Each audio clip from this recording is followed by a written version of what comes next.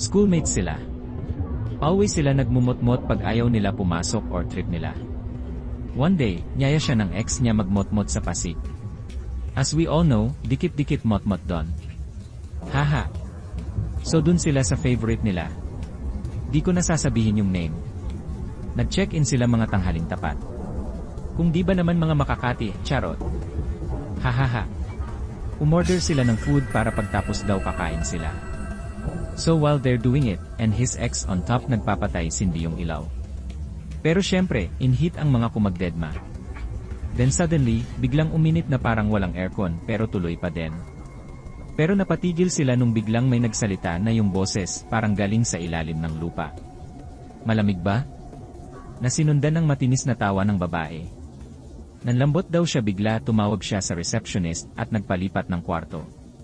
Nung sinabi niya kung bakit agad naman sila nilipat sa high-end na room with jacuzzi pero same price daw. Na parang alam nila na meron nagpaparamdam dun. Pero kumain na lang daw sila dahil talagang nawalan siya ng gana.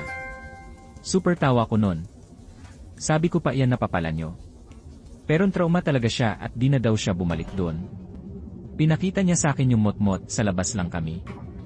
Dilim, mukhang walang customer. Creepy yung aura. Nabalita daw kasi date may pinatay daw na couple sa isa sa mga kwarto doon. Yun siguro yung nagparamdam sa kanila. Nakwento din daw niya yun sa bro niya na suki din doon, na experience din pala niya yun pero mas malala. Kasi bumubukas sara yung pinto ng siri pero dinedma lang daw nila. Sikat na motmot daw yun noon pero ngayon parang wala nang pumapasok doon. Sinearch ko sa Google dahil curious ako. Meron na pinatay doon based on inquiry. Pero matandang lalaki na may karelasyon na batang babae. Pero yung babae may ear talaga.